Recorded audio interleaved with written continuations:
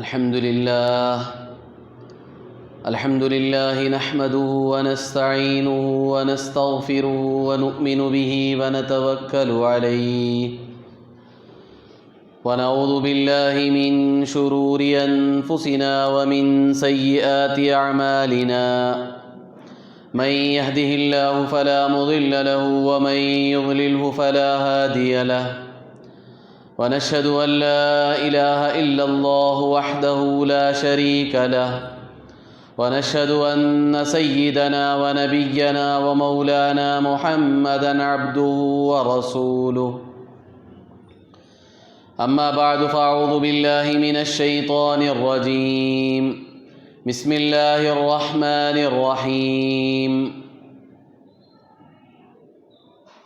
حافظوا على الصلوات والصلاة الوسطى وقوموا لله قانتين فإن خفتم فرجالا أو ركبانا فإذا أمنتم فاذكروا الله كما علمكم ما لم تكونوا تعلمون صدق اللہ العظیم۔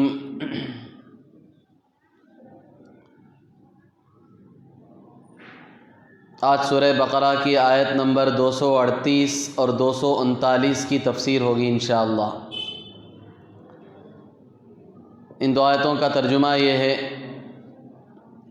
اللہ تعالیٰ ارشاد فرماتے ہیں کہ تم نمازوں کی حفاظت کرو، خاص طور پر درمیانی نماز کی، اور اللہ کے سامنے با ادب ہو کر کھڑے رہو۔ بس اگر تم خوف محسوس کرو تو پیدل یا سوار نماز پڑھ لو، پھر جب تم مطمئن ہو جاؤ تو اللہ تبارک و تعالیٰ کو یاد کرو جیسے اللہ تعالیٰ نے تمہیں بتلایا ہے جس کو تم جانتے نہیں تھے۔ بزرگان محترم، معزز خواتین اسلام،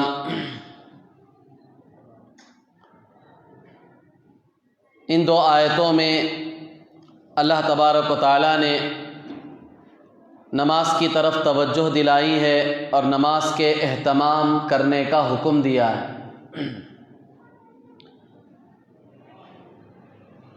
آج کے اس دور میں دین سے خاص طور پر مسلمانوں کو جتنی بیزاری ہے، دین سے جتنی لاپرواہی ہے، بے توجہی ہے، شاید کہ کسی اور چیز میں اتنی لاپرواہی نہ ہو۔ ایک مسلمان کو دنیا کی ہر چیز کی آج فکر ہے، اسے وہ اپنی ضرورت سمجھتا ہے، دنیا کی کامیابی کے لیے بہت بڑا سرمایہ سمجھتا ہے۔ حالانکہ یہ جتنی چیزوں کے پیچھے آج ایک مسلمان کی محنت ہو رہی ہے، کوششیں ہو رہی ہیں، اس کے پیچھے دن رات وہ ایک کر رہا ہے، دین کے علاوہ وہ اس کے لیے دنیا میں بھی نقصان دہ ہے اور آخرت میں بھی نقصان دہ ہے۔ بظاہر وہ ان چیزوں کی فکر میں اور تڑپ میں ہر طرح کی کوشش کر رہا ہے، مجاہدہ کر رہا ہے، لیکن دنیا کی ہر چیز ایک دھوکے کا سامان ہے۔ قرآن میں اللہ تبارک و تعالیٰ نے جگہ جگہ اس مضمون کو سمجھایا، وَمَا الْحَيَاةُ الدُّنْيَا إِلَّا مَتَاعُ الْغُرُورِ، کہ دنیا کی زندگی سب دھوکے کا سامان ہے، یہ تمہاری آنکھوں کا دھوکہ ہے، جس کے پیچھے آج تم بھاگ رہے ہو، اپنی ساری محنتیں لگا رہے ہو، یہ سب کا سب دھوکہ ہے۔ وَمَا الْحَيَاةُ الدُّنْيَا إِلَّا مَتَاعُ الْغُرُورِ إِنَّمَا الْحَيَاةُ الدُّنْيَا لَهْوٌ وَلَعِبٌ، یہ سب کھیل کود کا ایک سامان ہے، وقتی ضرورت کی چیزیں ہیں، اسے آدمی کو مقصد بنا کر اس کے پیچھے اپنی پوری توانائی خرچ نہیں کرنی چاہیے، اپنی پوری جوانی، اپنی پوری زندگی نہیں لگانی چاہیے جس طرح آج ہم لگا رہے ہیں۔ تو خلاصہ کلام یہ ہے کہ آج ایک عمومی طور پر مسلمانوں میں دین بیزاری کا ماحول قائم ہو چکا ہے۔ دین کے بارے میں کوئی بات بتائی بھی جاتی ہے، سمجھائی بھی جاتی ہے تو کوئی سننے کے لیے تیار نہیں، کوئی سمجھنے کے لیے تیار نہیں، کسی کے اندر وہ شوق جذبہ نہیں ہے۔ دنیا کے بارے میں کوئی چیز سامنے آتی ہے، کوئی چیز بتائی جاتی ہے، اس کا نفع نقصان بتلایا جاتا ہے تو سب اس کی طرف لپکتے ہیں، بڑے غور و خوض سے سنتے ہیں، سمجھنے کی کوشش کرتے ہیں، اس کے پیچھے دن رات ایک کر دیتے ہیں، اپنا قیمتی سرمایہ، مال و دولت، اپنی زمین جائیداد سب کچھ لگانے کے لیے تیار۔ دین کتنا قیمتی ہے یہ ابھی تک ہمیں یہ بات سمجھ میں نہیں آئی۔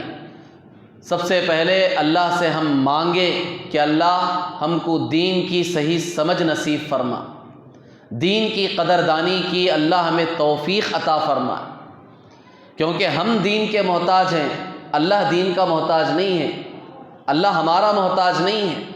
اللہ نے تو قرآن پاک میں ساری انسانیت سے خطاب کرتے ہوئے کہا ان تکفروا انتم ومن فی الارض جمیعا۔ اللہ صرف انسانوں سے خطاب نہیں کر رہے ہیں، انسان کے علاوہ جتنی مخلوق ہے اللہ سب سے کہہ رہے ہیں تم سب کافر ہو جاؤ، اور جتنی مخلوق ہے اس روئے زمین پر سب کافر ہو جائے، کوئی مجھے نہ مانے، کوئی میری عبادت نہ کرے، میری خلاف ورزی کرے، میں بالکل بے نیاز ہوں، میں تمہارا محتاج نہیں، نقصان گھاٹا اس میں تمہارا ہے میرا نہیں۔ تو اس لیے دین بیزاری کا جو عام ماحول ہمارے معاشرے میں چل پڑا ہے، اس ماحول کو ہمیں ختم کرنا ہے، وہ ماحول دوبارہ ہمیں پیدا کرنا ہے، اس کی ابتدا ہمیں اپنے گھروں سے کرنی ہے۔ یہ نہیں سوچنا، ہر آدمی آج یہی سوچ رہا ہے کہ یہ کام کرے گا کون، معاشرے کو کون سدھارے گا، پوری سوسائٹی کو کون سدھارے گا، کون کس کی بات ماننے کے لیے آج تیار ہے؟ کوئی کسی کی بات ماننے کے لیے تیار نہیں، ہر آدمی یہ سوچ رہا ہے اور دین سے دور ہے، نتیجہ خود ہمارے آنکھوں کے سامنے ہے۔ اس لیے ہم میں سے ہر ایک کو چاہیے کہ سب سے پہلے خود ہم اپنی ذات کے پابند ہیں، میں 100% دین پر چلنے کی فکر کروں، اور پھر اس کے بعد اپنے بیوی بچے ماں باپ بھائی بہن رشتہ دار پڑوسی، یہ جتنوں تک میری پہنچ ہے، میں جتنوں تک پہنچ سکتا ہوں ان سے میں ابتدا کروں۔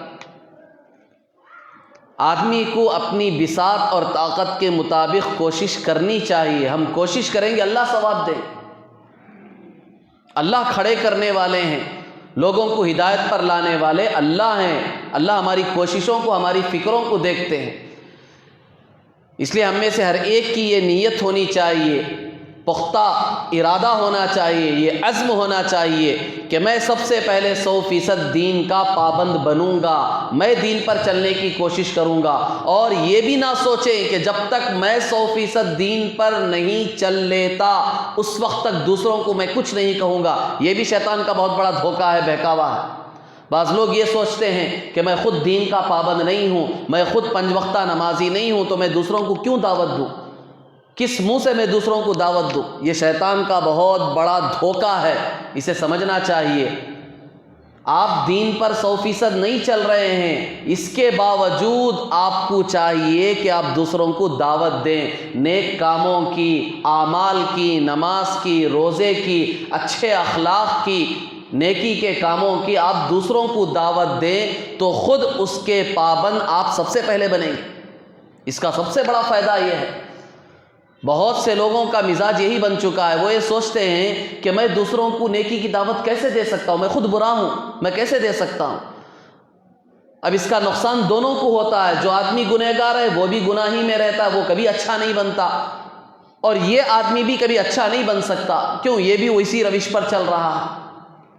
اگر یہ گنہگار ہونے کے باوجود دوسروں کو نماز کی دعوت دیتا، نیک کام کی دعوت دیتا، تو اس میں دو فائدے ہوتے۔ ایک، جو دوسرے آدمی کو اس نے دعوت دی ہے وہ بھی نیک بنتا، اور اسے بار بار کہنے کی وجہ سے اس کے دل میں خود ایک شرم پیدا ہوتی، ایک آر محسوس ہوتی اسے کہ دوسروں کو تو میں دعوت دے رہا ہوں، میں خود نہیں کر رہا ہوں، تو یہ بھی خود کرنے والا بنتا۔ تو دعوت دینے میں یہ دو فائدے ہیں، ایک تو دوسرا بھی پابند بن جائے گا، اور خود جو دعوت دے رہا ہے وہ بھی اس عمل کا پابند بن جائے گا۔ اس لیے ہماری یہ نیت ہونی چاہیے کہ آج ہی سے ہم انشاءاللہ اسی وقت سے نیک اعمال کی دوسروں کو بھی دعوت دیں گے اور خود بھی اس پر عمل کرنے کی کوشش کریں۔ اللہ تعالی ہم سب کو عمل کی توفیق عطا فرمائے۔ تو دین میں ایمان لانے کے بعد، مسلمان ہونے کے بعد سب سے اہم عمل نماز ہے۔ نماز کا دین میں بہت بڑا مقام ہے۔ الصلاۃ خیر موضوع، اللہ کے رسول صلی اللہ علیہ وسلم نے ارشاد فرمایا کہ اللہ تبارک و تعالیٰ نے جتنی چیزیں بندوں کے لیے مقرر کی ہیں ان میں سب سے بہترین چیز وہ نماز ہے۔ اللہ کو سب سے محبوب عمل وقت پر نماز کا ادا کرنا، سب سے زیادہ محبوب عمل۔ اور ایک حدیث میں اللہ کے رسول صلی اللہ علیہ وسلم نے فرمایا الصلاۃ عماد الدین فمن اقامها اقام الدین ومن ہدمها ہدم الدین۔ نماز تو دین کا ستون ہے، جس نے نماز کو قائم کیا، جس نے نماز پڑھی، اس نے پورے دین کو قائم کیا، اس کا پورا دین محفوظ ہو گیا، اور جس نے نماز کو منہدم کیا، اسے ضائع برباد کیا، اس کا پورا دین برباد ہو گیا۔ آپ اندازہ لگائیں، ایک نماز پر پورے دین کی عمارت کھڑی ہوئی ہے۔ نماز ہے تو پورا دین ہے تمہارا، نماز نہیں تو تمہارے دین کی کوئی ویلیو نہیں ہے، کوئی حیثیت نہیں اللہ کے نزدیک۔ اتنی اہم چیز ہے۔ اور ایک روایت میں اللہ کے رسول صلی اللہ علیہ وسلم نے فرمایا کل قیامت کے دن سب سے پہلے حساب کتاب جو شروع ہوگا، وہ سب سے پہلا عمل جس کے بارے میں سوال کیا جائے گا، حساب لیا جائے گا، وہ نماز ہے۔ اول ما یحاسب به العبد یوم القیامۃ الصلاۃ اذا صلحت صلح سائر عملی واذا فسدت فسد سائر عملی۔ سب سے پہلے قیامت کے دن اگر کسی چیز کا حساب لیا جائے گا تو وہ نماز کا حساب لیا جائے گا۔ نماز صحیح ہو گئی تو سارے اعمال اس کے صحیح ہوں گے، نماز بگڑ گئی تو سارے اعمال گئے۔ اتنی اہمیت بتائی گئی۔ اب ہم اپنے معاشرے کا، مسلمانوں کا جائزہ لے کر دیکھیں تو سارے مسلمانوں میں ہمیں تین قسم کے لوگ نظر آتے ہیں۔ ایک مسلمان وہ ہیں جو سرے سے بالکل نماز پڑھتے ہی نہیں ہیں، نماز کی ان کے نزدیک کوئی اہمیت ہی نہیں۔ یہ مسلمانوں کا ایک بہت بڑا طبقہ ہے، چھوٹا موٹا طبقہ نہیں ہے۔ یہ جو نماز پڑھنے آ رہا ہے مسلمانوں کا طبقہ، آپ خود دیکھ رہے ہیں زیادہ سے زیادہ 5% ہے، مشکل سے 5% لوگ نماز پڑھنے کے لیے آ رہے ہیں، 5 وقت کی نماز، بہت مشکل سے 5%۔ 95% طبقہ مردوں کا بھی عورتوں کا بھی ایسا ہے جن کے نزدیک نماز کی کوئی اہمیت ہی نہیں۔ آپ خود اندازہ لگا لیں، جمعہ کی نماز میں مسجد کتنی بھری ہوئی ہوتی ہے، ہر مسجد بھری ہوئی ہوتی ہے، کوئی ایک مسجد بھی آپ کو خالی نہیں ملتی، پورے فلور بھر جاتے ہیں، چاہے وہ بڑی مسجد ہو چاہے وہ چھوٹی مسجد ہو۔ محلے کی ایک ایک مسجد پوری کی پوری بھری ہوئی ہے، سیلر بھرا پڑا ہے، مسجد کا اندرونی حصہ بھرا پڑا ہے، اوپر کا حصہ بھرا پڑا ہے۔ بعض مسجدوں میں جا کر دیکھو چھتوں پر نماز ہو رہی ہے، بعض مسجدوں میں سڑکوں پر نماز ہو رہی ہے۔ جمعہ کی نماز، یہ صرف جمعہ کی نماز بتا رہا ہوں، کون پڑھ رہے ہیں یہ سب؟ جمعہ کے دن کوئی نیا مجمع نہیں آ رہا ہے، کوئی فرشتے نہیں اتر رہے، یہ ہمارے ہی مسلمان ہیں، اسی محلے کے رہنے والے ہیں، اڑوس پڑوس محلے میں رہنے والے ہیں، وہ جمعہ کا تھوڑا بہت اہتمام کر کے آ جاتے ہیں۔ اور یہ جو جمعہ کی نماز میں جو مجمع آ رہا ہے وہ بھی 100% نہیں آ رہا، وہ جو مجمع آ رہا ہے جمعہ کی نماز میں وہ بھی 100% مجمع نہیں آ رہا، وہ بھی مشکل سے 30% مجمع آ رہا۔ اور 60-70% مجمع کہاں ہے؟ وہ عید کے دن آتا ہے، آپ لوگوں نے دیکھا ہوگا، جائزہ آپ خود لیں، میں ایک ہلکا سا سروے بتا رہا ہوں، آپ ایک جائزہ آپ کو بتا رہا ہوں، آپ خود سمجھ سکتے ہیں۔ عید کے دن کیا ہوتا ہے، ہر مسجد میں، عیدگاہوں میں، شادی محلوں میں 2-2 3-3 جماعتیں ہو رہی ہیں۔ آپ کی اس مسجد میں نمازیں ہوتی، عیدگاہ میں جا کر دیکھو 2-2 3-3 نمازیں ہو رہی ہیں۔ صرف اتنا نہیں، شادی محلوں میں بھی نمازیں ہو رہی ہیں، عید کی نمازیں۔ یہ کون سا مجمع ہے جو 3-3 جماعتیں کرنے پر مجبور ہو رہا؟ اتنا بڑا مجمع کہاں سے آ رہا ہے؟ یہ مسلمانوں کا مجمع ہے، وہ عید کے دن آتا ہے۔ اللہ بہتر جانتے ہیں کہ وہ عید کے دن بھی نماز کی نیت سے آتا ہے یا اور کس نیت سے آتا ہے، اللہ بہتر جانتا ہے۔ وہ تو نیتوں کو اللہ بہتر جاننے والے ہیں۔ اب وہ بھی عید کے دن بھی جو مجمع آ رہا ہے نماز پڑھنے کے لیے، آپ کو بھی خود پتہ ہے وہ بھی پورا نہیں آ رہا۔ عید کے دن بھی آپ کو اتنے مسلمان ایسے ملیں گے جو نماز نہیں پڑھتے ہیں۔ آپ خود اندازہ لگائیں، بہت سے دکاندار ہیں اور بھی بہت ساری دوسری مصروفیات میں ہیں، دوسری مشغولیات ہیں ان کی، جو بیپاری ہیں، تاجر ہیں، وہ ایسے حضرات ہیں جو عید کے دن وہ نماز بھی نہیں پڑھتے، ان کو اس دن بھی تجارت کی پڑی ہے۔ تو عید کے دن بھی آپ ایک بڑے مجمع کو نکال سکتے ہیں جو عید کے دن سال میں ایک مرتبہ نماز ہوتی ہے، وہ بھی نماز نہیں پڑھ رہا ہے، تو آپ بتائیں اس کی حالت کیا ہوگی؟ وہ مسلمان کہلانے کے لائق ہے؟ تو معاشرے میں ایک طبقہ ایسا ہے ہمارا جو بالکل لاپرواہ ہے، جسے نماز کی فکر ہی نہیں ہے، نماز کی کوئی اہمیت ہی نہیں ہے اس کے نزدیک۔ ایسا لاپرواہ طبقہ ہے دین۔ حالانکہ اللہ کے رسول صلی اللہ علیہ وسلم نے حدیث میں کیا فرمایا؟ بین الرجل والکفر ترک الصلاۃ، ایک کافر اور مسلمان کے درمیان فرق کرنے والی چیز نماز ہے۔ جو آدمی نماز پڑھ رہا ہے اس کی گواہی دو کہ یہ مسلمان ہے، جو نماز نہیں پڑھ رہا کوئی گارنٹی نہیں اس کی۔ یہ بنیادی فرق ہے ایک مسلمان اور کافر میں۔ حدیث میں اللہ کے رسول صلی اللہ علیہ وسلم نے بتایا بنیادی فرق کرنے والی چیز نماز ہے۔ نماز پڑھ رہا ہے تو مسلمان ہونے کی علامت ہے، اسلام کے شعائر میں سے ہے۔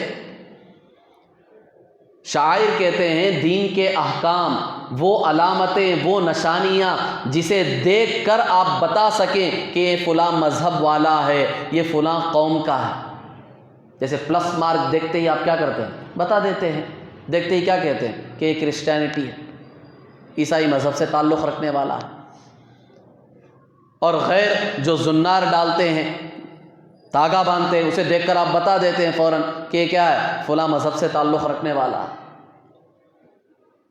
ہمارے اس ملک میں رہنے والے بہت سے لوگ ہیں، بہت سے مذاہب والے ہیں، ان کی خاص قسم کی پگڑیاں ہیں، ہاتھ میں کڑے ڈالتے ہیں، تو انہیں دیکھ کر آپ بتا دیتے ہیں فوراً کہ یہ سکھ مذہب سے تعلق رکھنے والے۔ نشانیاں ہیں نا، ہر مذہب اور قوم کی ایک نشانی ہے، ایک علامت ہے جسے دیکھ کر آپ بتا دیتے ہیں کہ یہ فلاں مذہب سے تعلق رکھنے والا۔ اسے کہتے ہیں شعائر، نشانی جسے دیکھ کر مذہب بتا سکے، اس کے عقیدے کو بتا سکے۔ تو نماز تو اسلام کا سب سے بڑا ایک شعائر میں سے سب سے بڑا ایک شعیرہ ہے، سب سے بڑی علامت ہے ایک مسلمان ہونے کی۔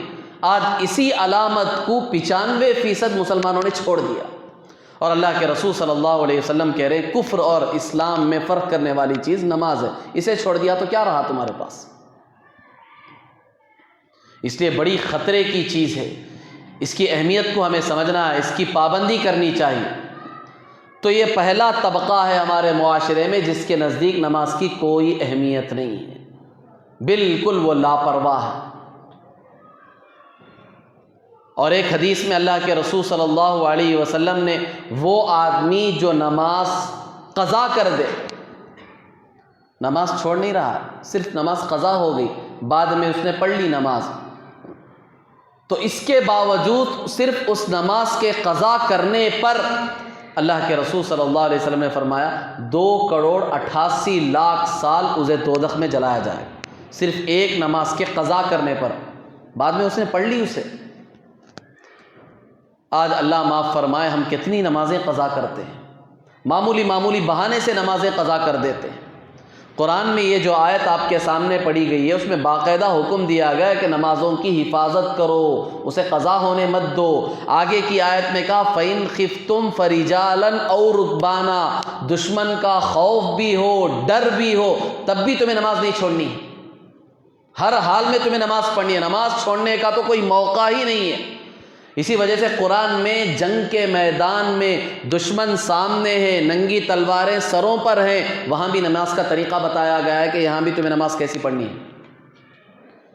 آدھے آدمی ان سے لڑو، آدھے آدمی جماعت سے نماز پڑھو، ایک رکعت پڑھو، اس کے 14 طریقے ہیں۔ جنگ کے میدان میں صلاۃ الخوف جو نماز پڑھنے کے طریقے ہیں، اس کے مفسرین نے کتنے طریقے بیان کیے؟ 14 طریقے بیان کیے کہ کس طرح نماز پڑھی جائے گی۔ اللہ کے رسول صلی اللہ علیہ وسلم نے بھی اس طرح ایک مرتبہ نماز پڑھائی ہے جنگ کے میدان میں، کہ آدھا مجمع امام کے پیچھے کھڑے ہو کر ایک رکعت نماز پڑھے، ایک رکعت جب ہو جائے تو امام کو اسی حالت پر چھوڑ کر یہ مجمع آگے آ جائے، وہ جو سامنے والا مجمع ہے وہ پیچھے آ جائے، وہ بھی جماعت سے دوسری رکعت نماز پڑھ لے، دونوں کو جماعت ملے۔ نماز کا اہتمام بتایا، اس کی اہمیت بتائی گئی کہ جنگ کے میدان میں بھی دشمن سامنے ہو، ایسی حالت میں بھی تمہیں نماز چھوڑنے کی اجازت نہیں، نماز ہر حال میں تمہیں پڑھنی ہے۔ آج ہم میں سے کتنے لوگ ایسے ہیں معمولی معمولی چیزوں کو بہانہ بنا کر نماز چھوڑ دیتے ہیں۔ بڑے بڑے تاجر ہیں، وہ کہتے ہیں کہ ہمیں فرصت نہیں ملتی، وقت نہیں ملتا، اور کتنے لوگ ہیں جو کالج میں پڑھنے والے اسٹوڈنٹس ہیں، اسکول میں پڑھنے والے ہیں، وہ بھی معمولی معمولی بہانے بنا کر کہ ہمیں وقت نہیں ملتا نماز چھوڑ دیتے ہیں۔ حالانکہ دوسری چیزوں کے لیے وقت ہے، کھانے کے لیے آدھا گھنٹہ ملتا ہے، تقریباً پونا گھنٹہ ملتا ہے، دوسری ضروریات کے لیے ملتا ہے، وہ پورا وقت اس میں لگا دیتے ہیں، اور نماز کے لیے کہتے ہیں کہ نماز کے لیے وقت نہیں۔ کیا 5 منٹ نہیں ہے نماز کے؟ کوئی اسکول تو ایسی نہیں ہے، کوئی کالج ایسی نہیں ہے، کوئی یونیورسٹی ایسی نہیں ہے جہاں لنچ بریک نہ ہو، جہاں کھانے کے لیے ضرورت کے لیے انہیں آدھا پونا گھنٹہ نہ دیا جاتا ہو۔ روزانہ دیا جاتا ہے، ہر دن دیا جاتا ہے، کیا اس میں دوسری ضروریات کے ساتھ سب سے بڑی اور اہم ضرورت جو نماز ہے وہ نہیں پڑھ سکتے؟ بہانے بنا دیتے ہیں۔ بہت سے لوگ نوکریاں کرتے ہیں، وہاں بہانے بناتے ہیں کہ ہمیں وقت نہیں ملتا، فرصت نہیں ملتی۔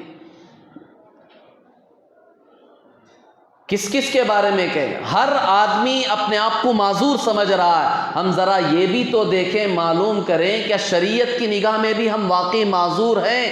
کیا کل قیامت کے دن اللہ کے سامنے یہ ہم عذر پیش کر سکتے ہیں کہ میری نوکری ایسی تھی، میں نماز نہیں پڑھ سکتا تھا؟ اللہ سوال کریں گے تجھے ایسی نوکری کرنے کا حکم کس نے دیا جہاں تو نماز نہیں پڑھ سکتا؟ کس نے حکم دیا تھا کہ تجھے ایسی نوکری کرے؟ اتنا بینک بیلنس بنانے کا ہم نے تو تجھے حکم نہیں دیا تھا، اتنی بلڈنگیں، عمارتیں، اتنی گاڑیاں، جو خواب تو نے دیکھا تھا، اس کے لیے جس طرح کی نوکری تو نے تلاش کی تھی، اس کا حکم ہم نے دیا تھا تمہیں؟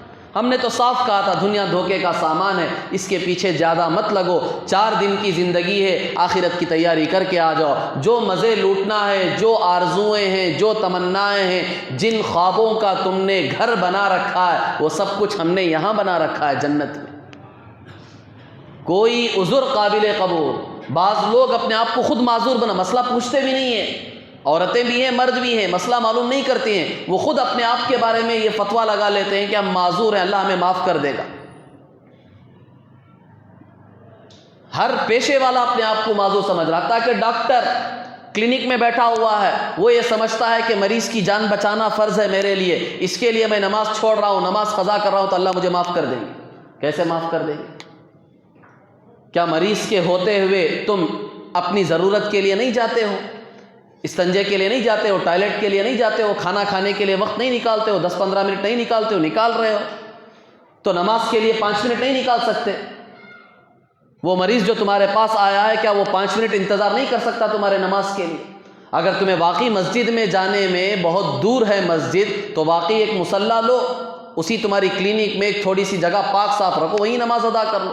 اگر واقعی اتنا ہی اہتمام آدمی کے اندر ہو تو وہ ہر طریقہ اپنا سکتا ہے، اس کے لیے راستے کھلے ہوئے ہیں۔ تو یہ بھی غلط چیزیں، میں نے صرف ایک مثال دی کہ بہت سارے لوگ اپنے آپ کو کس طرح معذور سمجھتے ہیں، حالانکہ ہمیں یہ دیکھنا ہے کیا واقعی شریعت کے نزدیک بھی ہمارا یہ عذر قبول ہے کہ نہیں ہے۔ ہمیں یہ معلوم کرنا ہے اگر اس طرح کے جھمیلوں میں ہم پھنس چکے ہیں جہاں رہ کر ہماری نمازیں پابندی سے نہیں ہو پا رہی ہیں تو اسے مسئلہ معلوم کرنا چاہیے کہ نمازیں کس طرح. کتنے ہیں اللہ کے فضل و کرم سے بہت سارے نوجوان اللہ ان کے اندر دین کی تڑپ دین کی فکر اللہ نے رکھی ہے, ان کے اندر اس کا احساس ہے. کتنے لوگ آ کر پوچھتے ہیں کہ ہمارے کالج کا نظام ایسا ہے, ہم باہر نہیں جا سکتے, تو کیا ہم کالج ہی میں نماز پڑھ سکتے ہیں؟ تو کس طرح پڑھے باقاعدہ معلوم کرتے ہیں, ان کو طریقہ بتایا جاتا ہے, وہ اپنی نمازوں کی پابندی کر رہے ہیں. اب ان کا دیکھا دیکھی ایک طلبہ کا بڑا مجمع ہے جو نمازی بن گیا. شوق اور فکر ہو تو اللہ راستے کھولتے ہیں. خود وہاں کے ذمہ داروں کے ذہنوں میں اللہ تبارک و تعالی وہ فکر ڈالتے ہیں اور ان کے لیے راستے ہموار کرتے ہیں. سب سے پہلی بات تو ہمارے اندر شوق جذبہ ہونا چاہیے, آخرت کا فکر, اللہ کا خوف ہونا چاہیے, تو پھر راستے بھی خود بخود کھلیں. تو غرض بزرگان محترم, میں نے عرض کیا کہ پہلا طبقہ وہ ہے جو بالکل نمازوں سے کوسوں دور ہے, جس کے نزدیک نماز کی کوئی اہمیت نہیں. اور دوسرا طبقہ وہ ہے جو نماز تو پڑھ لیتا ہے لیکن جماعت سے نماز نہیں پڑھتا. بہت سارے ہیں صبح سے شام تک اپنی تجارتوں میں, کاروبار میں, دوسری مصروفیات میں لگے رہتے ہیں. شام کے وقت اکٹھے کر کے پوری نمازیں پڑھ لیتے ہیں اور سوچتے ہیں کہ میں نے تو آج کی پوری نمازیں پڑھی ہیں, الحمدللہ میری نمازیں سب کی سب قبول ہو گئی. حالانکہ اس نے جو پوری نمازیں ملا کر پڑھی ہے صرف ایک نماز اس کی ادا ہوئی ہے, باقی جو صبح سے لے کر 4 نمازیں فجر, ظہر, عصر, مغرب یہ پوری قضا ہوئی ہیں, اور ایک ایک نماز کے بدلے میں 2,88,00,000 سال اسے دوزخ میں جلنا ہے. اب وہ کیا سمجھ رہا ہے؟ روزانہ عشاء کے بعد گھر آ کر 5 نمازیں پڑھ کر یہ سمجھ رہا ہے کہ میں 5 وقتہ نمازی ہوں, 5 وقت کی نماز میں پابندی سے پڑھ رہا ہوں, الحمدللہ میری ایک دن کی نماز بھی نہیں چھوٹی. بہت سے ہیں ایسے, وہ یہ سمجھتے ہیں. یہ بھی ایک بہت بڑا طبقہ ہے, وقت کی اہمیت نہیں ہے ان کے نزدیک. حالانکہ اللہ کے رسول صلی اللہ علیہ وسلم نے روایت سے فرمایا, حدیث قدسی ہے.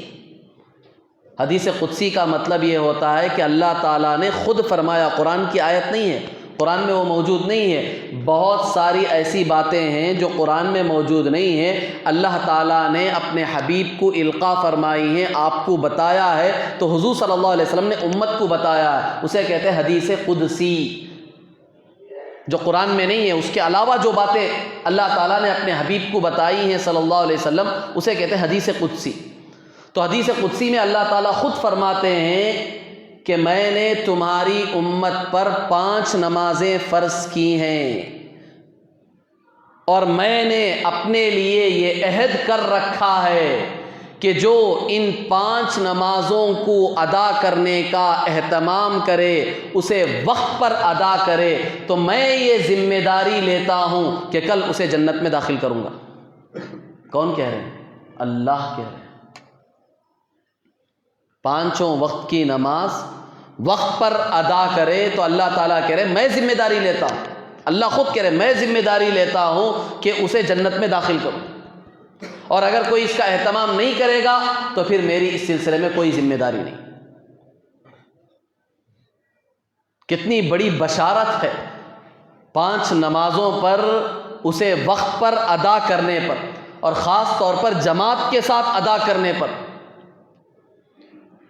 تو بعض لوگ تو نماز پڑھ رہے ہیں لیکن جماعت کے ساتھ نماز پڑھنے کا اہتمام نہیں ہے, وقت ٹال دیتے ہیں یا انفرادی پڑھ لیتے ہیں. تو اسے بھی سمجھنا چاہیے کہ جماعت کی نماز کا ثواب بھی کتنا زیادہ ہے. ایک روایت میں 25 درجہ ثواب ملے گا. جو آدمی تنہا نماز پڑھتا ہے اسے 1 نماز کا ثواب, جو جماعت کے ساتھ پڑھتا ہے اسے 25 درجہ ثواب ملتا ہے, اور ایک روایت میں 27 درجہ ثواب ملتا ہے. اور امت کا تیسرا طبقہ وہ ہے جو الحمدللہ وقت پر بھی نماز پڑھتا ہے, جماعت کے ساتھ بھی پڑھتا ہے, لیکن خشوع خضوع کے ساتھ نماز نہیں پڑھتا. وقت پر بھی پڑھ رہا ہے, جماعت کے ساتھ بھی پڑھ رہا ہے, لیکن جیسے نماز پڑھنی ہے خشوع خضوع کے ساتھ, ادب کے ساتھ, سکوت کے ساتھ, نماز کا جو حق ہے ادا کرنے کا وہ حق اس سے ادا نہیں ہو پا رہا. تو اس کی بھی کوشش کرنی چاہیے۔ قرآن کی اس آیت میں جو آپ کے سامنے پڑھی گئی ہے، اس میں اللہ نے یہی حکم دیا، وَقُومُوا لِلَّهِ قَانِتِينَ، اللہ کے سامنے با ادب ہو کر کھڑے رہو، پورے ادب کے ساتھ۔ نماز بہت محتم بشان عمل ہے، کوئی معمولی عمل نہیں ہے۔ اللہ کے دربار میں آ کر اس کے سامنے سجدہ ریز ہو کر اپنی سب سے عزت والی چیز پیشانی اور سر کو جھکا کر ہم اس کے سامنے بندگی کا اظہار کر رہے ہیں، تو اس سے بڑا عمل اللہ کو اور کوئی محبوب نہیں ہے۔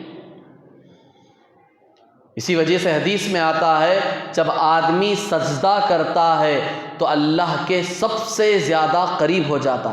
الساجد یسجد بین قدمئی الرحمن، سجدہ کرنے والا اللہ کے دو قدموں کے درمیان سجدہ کرتا ہے، یعنی اللہ سے اتنا قریب ہو جاتا۔ کوئی عمل ایسا نہیں جس میں بندہ اللہ کے اتنا قریب ہو جتنا نماز میں ہوتا ہے۔ آپ روزہ رکھیں تو اللہ سے اتنا قریب نہیں ہوں گے، آپ حج کریں تو اللہ سے اتنا قریب نہیں ہوں گے، آپ زکوٰۃ ادا کریں تو اللہ سے اتنا قریب نہیں ہوں گے۔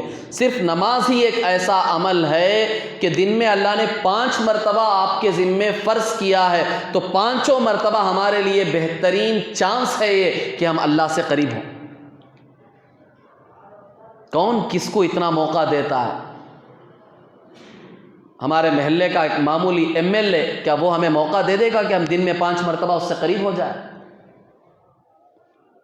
دنیا کا ایک معمولی، اس کی کوئی حیثیت نہیں ہے، وہ آدمی ہمیں دنیا میں دن میں 5 مرتبہ قریب ہونے کا موقع نہیں دیتا۔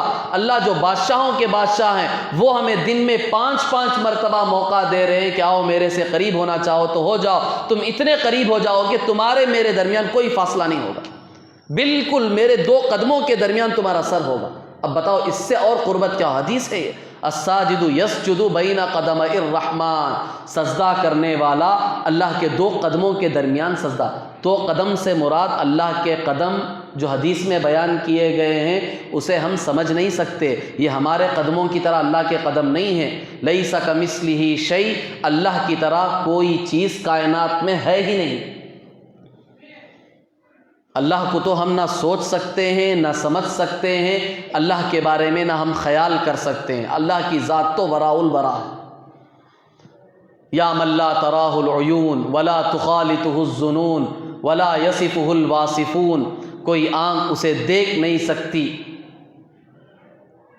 اور کوئی آدمی اپنے خیال میں دل و دماغ میں اللہ کو لانا چاہے، سوچنا چاہے کہ اللہ کیسا ہو سکتا ہے، فار ایگزامپل اللہ کہتے ہیں وہ بھی نہیں ہوگا تمہیں، تم مجھے سوچ بھی نہیں سکتے کہ میں کیسا ہو سکتا ہوں۔ ایک ہوتا ہے نا ہر آدمی ایک خیالی پلاؤ، ہر آدمی اپنے دل و دماغ میں ایک چیز، جیسے مثال کے طور پر پریوں کو ہم نے نہیں دیکھا، فار ایگزامپل بول رہا ہوں، پریوں کو ہم نے نہیں دیکھا، اب بیٹھ کر پری کیسی ہوگی تھوڑی دیر کے لیے آپ آنکھ بند کریں گے تو آپ کے سامنے ایک نقشہ ہوتا ہے پری کا کہ ایسی ایسی ہو سکتی ہے پری، نقشہ ہوتا نہیں ہوتا، ہر چیز کے بارے میں آپ خیال کر سکتے ہیں، گمان میں لا سکتے ہیں۔ اللہ کہتے ہیں میں ایک ایسی ذات ہوں کہ میرے بارے میں اگر تم سوچنا بھی چاہو، اپنے دل و دماغ میں اسے لانا بھی چاہو تو نہیں لا سکتے، کیونکہ آدمی کسی بھی چیز کو جو سوچتا ہے وہ اسی چیز کو سوچتا ہے جس کو اس نے دیکھا ہو یا کانوں سے سنا، اور اللہ کی ذات ایسی ہے کہ اس جیسی کائنات میں کوئی چیز ہے ہی نہیں، تو اللہ کو کون محسوس کر سکتا ہے، کون دیکھ سکتا ہے؟ تو یہ حدیث جو میں نے بیان کی کہ سجدہ کرنے والا اللہ کے 2 قدموں کے درمیان سجدہ کرتا ہے، اس کا مطلب یہ نہیں سمجھنا چاہیے کہ اللہ کے قدم ہمارے قدموں کی طرح ہے، یہ تو سمجھانے کے لیے بتایا گیا کہ بندہ نماز میں اللہ کے اتنا قریب ہو جاتا ہے، اتنا زیادہ قریب ہو جاتا، اس سے زیادہ اور قربت کسی اور میں اسے نہیں مل سکتی۔ تو اللہ تبارک و تعالیٰ دن میں 5 مرتبہ ہمیں دعوت دے رہے، میرا قرب اگر حاصل کرنا چاہو تو حاصل کرو۔ تو ایسی محتم بالشان نماز ہمیں کیسی ادا کرنی چاہیے، کیسے خشوع خضوع کے ساتھ ادا کرنی چاہیے، کیسے اہتمام کے ساتھ ادا کرنی چاہیے۔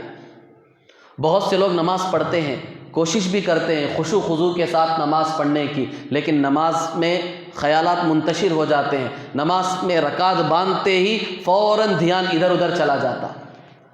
تو اس کے لیے چند آداب بتائے گئے ہیں، ان آداب کی ہم رعایت کریں، رعایت کرنے کے بعد بھی اگر ہم سے اس طرح کی نماز نہیں ہو پا رہی ہے تو اللہ معاف کر دیں گے۔ اس کے لیے چند مقدمات ہیں، چند چیزیں ہیں۔ نماز میں آنے سے پہلے سب سے پہلے ہماری پاکی صفائی درست ہو۔ جو ہم استنجا، چھوٹا یا بڑا استنجا کر رہے ہیں، وہ بالکل اس طریقے پر کرنا چاہیے جس طریقے پر ہمیں اسلام نے تعلیم دی۔ سب سے پہلا نقصان وہاں ہوتا ہے، سب سے پہلی کمی وہاں ہوتی ہے کہ ہم یہاں پاکی صفائی کا خیال نہیں رکھتے، جس کی وجہ سے پوری پاکی حاصل نہیں ہوتی ہے تو پھر وضو میں فرق پڑتا ہے، پھر وہ فرق نماز تک پہنچتا ہے۔ تو اس لیے پاکی صفائی کا خوب خیال رکھیں، اس کا اہتمام نہیں کرتے۔ آج تو غیروں کا دیکھا دیکھی ایک مسلمان بھی اس سے کوسوں دور ہو چکا۔ آج ہماری ایک تو کمزوری ہے پیروں کی، اور اس کے ساتھ ساتھ یہ جو نئے ترقی یافتہ چیزیں آ چکی ہیں، جس کا دیکھا دیکھی مسلمان بھی اسی کی طرف لپک رہا ہے، اور اسے اس کا احساس بھی نہیں ہے کہ جو میں اپنی ضرورت یہ کر رہا ہوں، اس سے فارغ ہو رہا ہوں، اس سے اسلامی طریقے پر میری پاکی ہو رہی یا نہیں، اور اسے پتہ بھی نہیں۔ کتنے مسلمان ہیں جو کھڑے کھڑے پیشاب کرتے، ویسٹرن میں بھی بیٹھ رہے ہیں، تو وہاں بھی اہتمام ہونا چاہیے، پاکی صفائی کا خیال۔ عذر ہے تو ایسا نہیں کہ پاکی صفائی کا خیال نہیں رکھنا چاہیے، ہونا چاہیے، کیونکہ حدیث میں ہے قبر میں سب سے زیادہ عذاب اس شخص کو ہوگا جو پیشاب کے چھینٹوں سے بچتا نہیں۔ حدیث میں اللہ کے رسول صلی اللہ علیہ وسلم نے فرمایا کہ قیامت کے دن سب سے زیادہ عذاب اس شخص کو ہوگا جو اپنے آپ کو پیشاب سے نہیں بچاتا۔ ہم بڑے دھڑلے سے کھڑے ہو کر پیشاب کرتے ہیں، چاہے وہ بس سٹینڈ میں ہو، ایئرپورٹ میں ہو، یا اسٹیشنوں میں ہو، یا اس کے علاوہ ہاسپٹلوں میں ہو۔ یہ بتا رہا ہوں اس لیے کہ لوگوں کو احساس ہی نہیں ہوتا، اس وقت وہ سمجھ جاتے ہیں کہ مجبوری ہے۔ مجبوری ہو تو بھی اہتمام سے کرنا چاہیے کہ کہیں چھینٹے ہمارے کپڑوں پر نہ اڑ جائیں، اس لیے کہ قبر میں سب سے زیادہ عذاب اسی سے ہوگا۔ ان عامۃ عذاب القبر یوم القیامۃ منہ، اللہ کے رسول صلی اللہ علیہ وسلم نے فرمایا استنزہوا من البول، حضور صلی اللہ علیہ وسلم نے کہا پیشاب سے بچو، فإن عامۃ عذاب القبر منہ، اس لیے کہ قبر میں سب سے زیادہ عذاب اسی وجہ سے ہوگا، پیشاب کے نہ بچنے کی وجہ سے۔ آپ اندازہ لگائیں کتنی معمولی چیز سمجھتے ہیں ہم، اسے اہتمام ہی نہیں کرتے۔ تو یہاں سے فرق پڑتا ہے، اگر ناپاکی ہوئی تو پھر وضو میں فرق پڑے گا، وضو سے پھر نماز میں فرق پڑے گا۔ تو پاکی کا اہتمام خوب ہونا چاہیے۔ پھر اس کے ساتھ دوسرا نمبر وضو کا، وضو اچھے طریقے سے کرے، ایک عضو کا ایک حصہ بھی خشک نہ رہے۔ وضو کے جو آداب بتائے گئے ہر عضو کو، اسی لیے فرض وضو تو صرف 4 اعضاء کو ایک ایک مرتبہ دھونا ہے، اس میں بھی 3 اعضاء دھونے کے ہیں، ایک عضو مسح کرنے کا ہے۔ چہرے پر آپ نے پانی ڈال لیا اور دونوں ہاتھوں پر آپ نے پانی ڈال لیا، سر کا مسح کر لیا، پیر دھو لیے، تو فرض وضو ہو گیا۔ لیکن فرض وضو کے ساتھ سنت وضو جو حضور صلی اللہ علیہ وسلم نے بتایا ہے کہ ہر عضو کو 3 مرتبہ دھونا، وہ اسی لیے ہے تاکہ کوئی عضو، کوئی حصہ ہمارا سوکھا نہ رہ جائے۔ اب اس سنت کے اہتمام کے ساتھ اگر ہم وضو کریں گے تو باقاعدہ ہمارا وضو صحیح ہوگا، تو پھر نماز میں بھی اس کا اثر پڑے۔ تو دوسری چیز وضو پورے اہتمام کے ساتھ کرنا۔ اور پھر اس کے بعد تیسرا نمبر ہے نماز سے پہلے جو سنتیں رکھی گئی ہیں ان سنتوں کا بھی اہتمام کرنا چاہیے۔ فجر کی نماز سے پہلے جو سنت ہے، ظہر سے پہلے ہے، عصر سے پہلے ہے، مغرب سے پہلے تو ہے نہیں، عشاء سے پہلے ہے، یہ جو سنتیں ہیں عام طور پر یہ جو رکھی گئی ہیں وہ سنتیں اسی وجہ سے رکھی گئی ہیں تاکہ فرائض میں نور پیدا ہو، فرائض میں دھیان اور توجہ آئے۔ کیونکہ باہر سے، دکانوں سے، مکانوں سے، دنیا کی مصروفیات سے ہم اٹھ کر آئے ہیں، وہ جھمیلے ہمارے دل و دماغ میں ہیں۔ 4 رکعت سنت پڑھیں گے تو نماز کی طرف کچھ توجہ آئے گی، پھر جب ہم فرض کے لیے کھڑے ہوں گے تو پوری توجہ کے ساتھ نماز میں کھڑے ہوں۔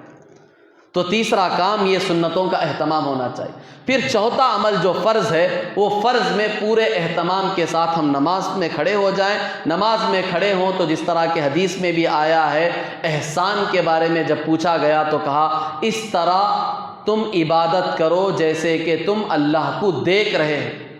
اگر ایسا نہیں ہو سکتا تو کم از کم یہ یقین ہونا چاہیے کہ اللہ ہمیں دیکھ رہا ہے۔ اس اہتمام کے ساتھ آدمی اگر کھڑے گا تو پوری توجہ، پورا دھیان اس کی نماز میں۔ ہاں، اس کے باوجود اگر ہماری توجہ نماز میں سے ہٹ رہی ہے تو پریشان ہونے کی ضرورت نہیں ہے۔ الحمدللہ بہت سارے مسلمان ایسے ہیں جو ان سب چیزوں کا اہتمام کرتے ہیں، پاکی صفائی کا، وضو کا، سنتوں کا، پھر فرض میں پورے دھیان کے ساتھ نماز میں کھڑے ہوتے ہیں۔ اس کے باوجود بعض مرتبہ دھیان ادھر ادھر چلا جاتا ہے تو ان کو پریشان ہونے کی ضرورت نہیں ہے۔ آپ کا دھیان جیسے ہی ادھر ادھر جائے فوراً آپ اپنے دھیان کو دوبارہ نماز میں لائیں۔ کتنی مرتبہ ہی کیوں نہ ہو، اگر نماز میں اس طرح دھیان منتشر ہوتا چلا جائے تو پریشان ہونے کی ضرورت نہیں ہے۔ بار بار دھیان کو نماز میں دوبارہ لانا ہے، اللہ معاف کرے۔ ہاں، ہمیں خود لے جانا یہ برا ہے۔ ہم خود دھیان کو بعض مرتبہ ہم خود سوچتے ہیں، نماز میں کھڑے ہوتے ہیں، امام صاحب قرات کر رہے ہیں، اب سوچتے ہیں امام صاحب تو پڑھ رہے ہیں، لمبی رکعت پڑھیں گے فجر میں، اب وہ مجھے کیا سمجھ میں آئے گا، کچھ سمجھ میں بھی تو آتا نہیں ہے۔ اب یہ کھڑے ہو کر باقاعدہ اب سوچ رہا ہے کہ دکان کو مجھے کب جانا ہے، آج کس کس سے مجھے پیسے لینے ہیں، کسے کسے دینے ہیں، اب یہ بیٹھ کے حساب لگا رہا۔ کیوں؟ اس لیے کہ اب اس کے پاس ٹائم ہے، بالکل 3-4 منٹ ہے پہلی رکعت میں، فجر کی نماز لمبی ہو رہی، ظہر کی نماز میں کھڑا ہوا ہے، ظہر کی نماز بھی تھوڑی سی لمبی ہوتی ہے، وہ بھی اور خاموشی سے کے ساتھ نماز ہوتی ہے، تو اب یہ باقاعدہ یہ کھڑے ہو کر سوچ رہا ہے، تو یہ گناہ ہے، اس پر پکڑ ہوگی۔ ہاں، دھیان چلا گیا، فوراً آپ واپس آ گئے، اپنے دل و دماغ کو فوراً آپ واپس لے کر آئے، تھوڑی دیر کے بعد پھر آپ کا دھیان چلا گیا، کوئی پریشان ہونے کی ضرورت نہیں، پھر آپ لے کر آئے، چاہے نماز میں 50 مرتبہ اس طرح ہو جائے، آپ خود لے کر نہیں جا رہے ہیں بلکہ دھیان چلا جا رہا ہے، آپ بار بار اسے لا رہے ہیں، تو اس پر کوئی پکڑ نہیں ہوگی، یہ گناہ نہیں ہے۔ خود آدمی کا جان بوجھ کر سوچنا، دھیان کو لے جانا، اس کی طرف متوجہ ہونا، یہ گناہ ہے۔ تو نماز جماعت کے ساتھ پڑھ رہے ہیں تو خشوع خضوع کے ساتھ بھی پڑھنی چاہیے، اس کا اہتمام ہونا چاہیے۔ اللہ کے رسول صلی اللہ علیہ وسلم اور صحابہ کی نمازیں، تابعین، تبع تابعین، اولیاء اکرام کی نمازیں کس طرح ہوتی تھیں، ان کی نمازوں میں کیسا خشوع خضوع ہوتا تھا۔ نماز کے لیے کھڑے ہو گئے، دنیا وما فیہا سے بالکل غافل ہو چکے، انہیں دنیا کا کچھ پتہ ہی نہیں۔ حضرت علی رضی اللہ تعالیٰ عنہ جب ایک مرتبہ تیر ان کے جسم میں داخل ہو گیا تھا، اب اس تیر کو نکالنا کوئی معمولی کام نہیں ہے۔ تیر کا جو سامنے کا پھل ہوتا ہے، جو وی شیپ کا ہوتا ہے، وہ جسم میں گوشت کے اندر جا کر گھستا ہے، اب اسے یوں کھینچ کر نہیں نکال سکتے، یوں کھینچ کر نکالیں گے تو پورے گوشت کے ساتھ باہر نکلے گا۔ تو نماز کے لیے کھڑے ہو گئے، کہا کہ میں نماز میں کھڑا ہو جاؤں گا، اب تیر نکالنے مجھے پتہ بھی نہیں چلے گا۔ نماز کے لیے کھڑے ہو گئے، تیر نکال لی، پتہ بھی نہیں چلا۔ کیا درجے کی نمازیں تھیں ان کی۔ حضرت معاذہ ادویہ تبع تابعین میں سے ہیں، ان کے شوہر صلہ بن اشیم وہ بھی تبع تابعین میں سے ہیں، صحابی کے بعد تابعین، تابعین کے بعد تبع تابعین۔ جنگ میں شریک ہوئے، ان کے 2 بیٹے ساتھ میں تھے، انہوں نے اپنے بیٹوں سے کہا کہ بچوں تم آگے بڑھو، پہلے تم شہید ہو جاؤ تو اس پر میں صبر کروں گا، تو اس پر مجھے اور زیادہ ثواب ملے گا، پھر میں بھی تمہارے پیچھے آؤں گا، میں بھی شہید ہو جاؤں۔ چنانچہ جنگ کے میدان میں ان کے 2 بیٹے شہید ہوئے، اس کے پیچھے یہ گئے، یہ بھی شہید ہو گئے۔ اب بیوی اکیلی ہے، تنہا ہے، معاذہ ادویہ۔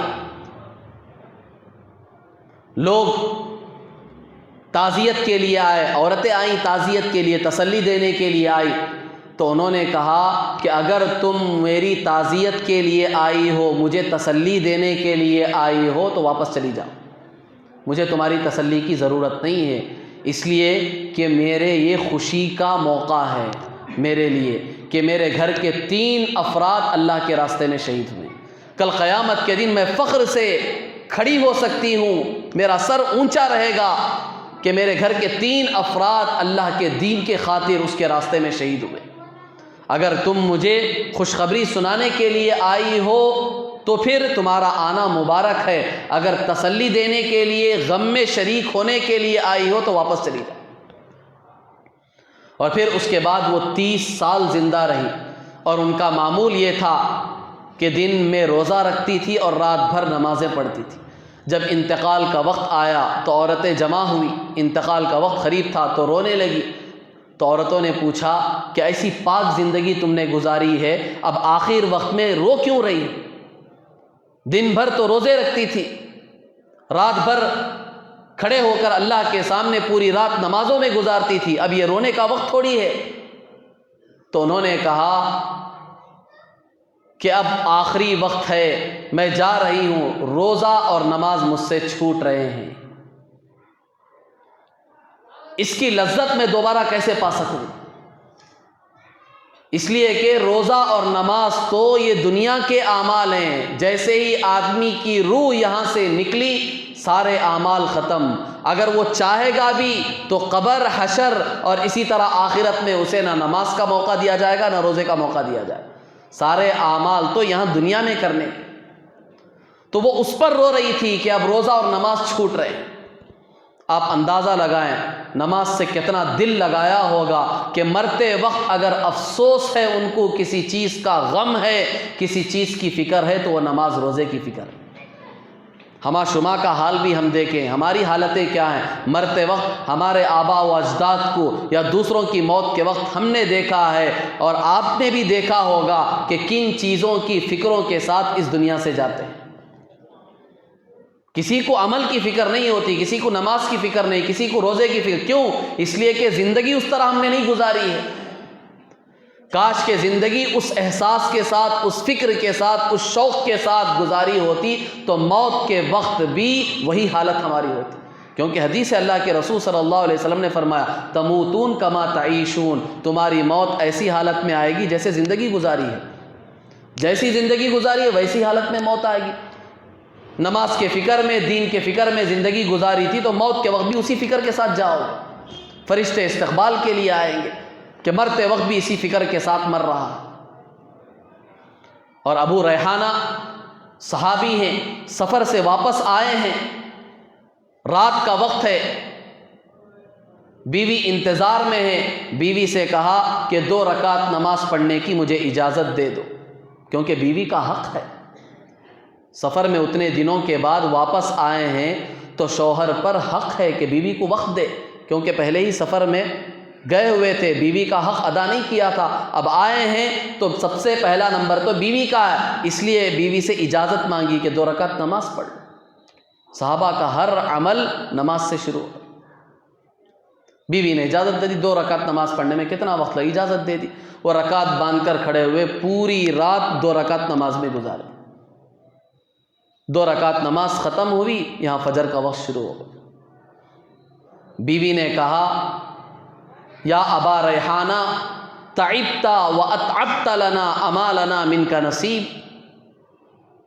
اے ابو ریحانہ تو خود بھی تھکا، تو نے مجھے بھی تھکا دیا، کیا میرا تجھ پر کوئی حق نہیں تھا؟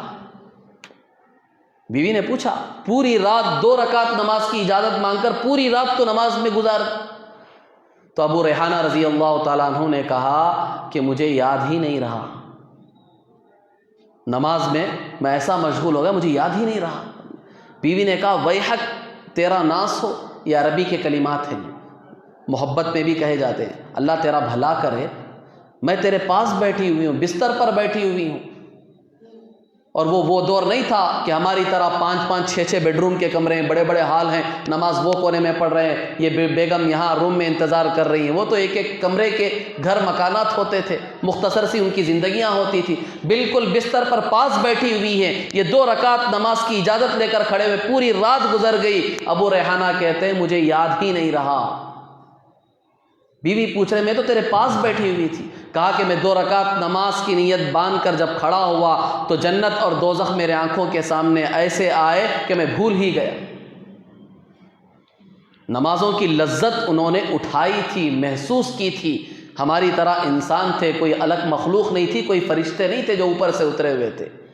اللہ تعالی ہم سے بھی ایسی نمازوں کا مطالبہ کر رہے ہیں، وقوموا للہ قانتین، اللہ کے سامنے ایسے کھڑے رہو، با ادب رہو، پورے خشوع خضوع کے ساتھ، نماز میں پورے دھیان کے ساتھ ایسی نمازیں پڑھو کوشش کرو، نہیں ہوگی بار بار کوشش کرو، پھر ایک دن آئے گا تمہیں نماز کی وہ لذت ملے گی جو لذت اولیاء اکرام نے، جو لذت صحابہ نے اٹھائی تھی، وہ لذت ہمیں بھی ضرور ملے گی۔ کوئی پڑھنے کی کوشش تو کرے۔ نہیں ہوگا شروع میں، بار بار توجہ ہٹے گی، بار بار توجہ بٹے گی، لیکن آدمی کوشش تو کرے۔ کوشش کریں گے تو ایک وقت آئے گا اللہ وہ لذت دیں گے۔ ہر عمل کی لذت اللہ دیتے ہیں تڑپ پر، طلب پر۔ آدمی کے اندر تڑپ سچی ہوگی تو پھر اللہ وہ لذت بھی دیتے ہیں۔ پھر دیکھو پھر ہماری نمازوں میں کیا مزہ آئے گا۔ 2 رکعت نماز ہم پڑھیں گے کس لذت کے ساتھ، کس مزے کے ساتھ پڑھیں گے، نماز کے منتظر رہیں گے۔ اللہ تعالیٰ صحیح معنوں میں اس کی اہمیت ہمیں سمجھا دے اور بتا دے۔ عورتوں کو بھی خاص طور پر اس کا اہتمام کرنا چاہیے۔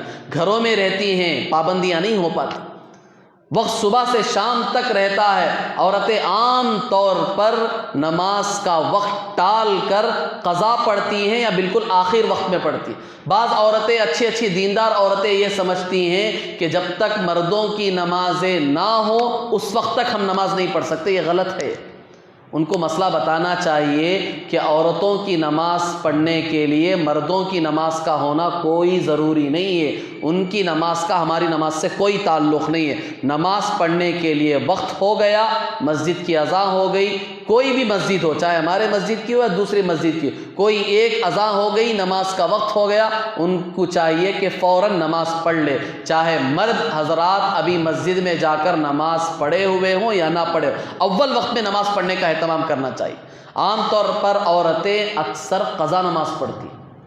آپ خود اپنے گھر کی عورتوں کو محسوس کر کے کوئی بھی نماز لے لو، چاہے فجر کی لو، ظہر کی لو، عصر، مغرب، عشاء، عام طور پر دیکھا جاتا ہے وقت ہوتا ہے، خواہ بیٹھ کر دوسرے کاموں میں ادھر ادھر کی باتوں میں وقت گزار کر آخر وقت میں جا کر نماز پڑھ، بعض مرتبہ تو وہ نماز قضا ہو جاتی، مکروہ اوقات میں نماز پڑھتی۔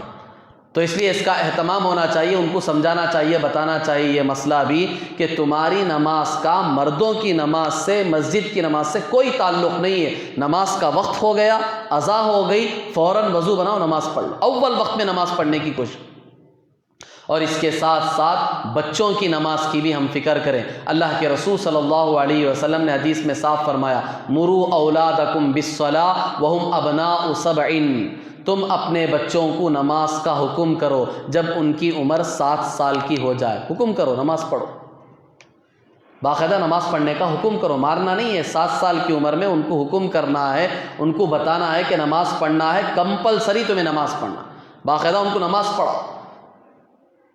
اگر سمجھدار بچہ ہے، شرارت نہیں کرتا ہے، تو ایسے بچے کو باقاعدہ مسجد میں لا کر، اگر سمجھ بوجھ نہیں رکھتا ہے، مسجد میں آ کر شور شرابہ ہنگامہ کرتا ہے، تو پھر گھر میں عورتوں کے ساتھ نماز کا اہتمام اسے کرواؤ۔ گھر میں ماں بہنوں سے کہو کہ جب تم نماز کے لیے کھڑی ہوتے ہو تو بچے کو ساتھ میں لے کر کھڑے۔ اگر سمجھدار ہے، سمجھ بوجھ رکھتا ہے، شور شرابہ نہیں کرتا ہے، تو پھر ایسے بچوں کو مسجد میں لانا چاہیے۔ چھوٹے چھوٹے بچوں کو نماز کے شوق میں مسجد میں لے کر آ جاتے ہیں، سب کی نماز ضائع ہوتی ہے، برباد ہوتی ہے۔ بار بار یہ چیز بتائی جاتی ہے لیکن لوگ سمجھتے نہیں، بتاتے ہیں تو ناراض بھی ہو جاتے ہیں کہ بچوں کو نماز سکھانے کے لیے، شوق دلانے کے لیے ہم مسجد میں لا رہے ہیں، یہاں امام صاحب اعتراض کر رہے ہیں، مؤذن صاحب اعتراض کر رہے ہیں، سیکریٹری اعتراض کر رہے ہیں، مسجد کے کمیٹی والے اعتراض کر رہے ہیں، ناراض ہو جاتے ہیں لوگ۔ مسئلہ نہیں سمجھتے ہیں کہ ان کے ایک بچے کی نماز کے چکر میں، جس پر نماز فرض بھی نہیں ہے، جو بالغ حضرات ہیں جن پر نماز فرض ہے، سب کی نمازیں ضائع ہوتی ہیں، سب کی نماز برباد، سب کا خشوع خضوع ختم، کہ وہ رو رہا ہے، چیخ رہا ہے، ادھر سے ادھر بھاگ رہا ہے، شور ہنگامہ کر رہا ہے۔ تو اس لیے سمجھنا چاہیے جب تک بچوں میں سمجھ بوجھ نہیں آتی اس وقت تک بچوں کو مسجد میں نہیں لانا چاہیے۔ شوق پورا کرنے کا نام دین نہیں ہے، تقاضے کے مطابق چلنے کا نام دین ہے۔ تقاضا دیکھے، حالات دیکھے، ماحول دیکھے، اس کے حساب سے آپ اپنے بچوں کو مسجد میں لانے کی فکر کریں۔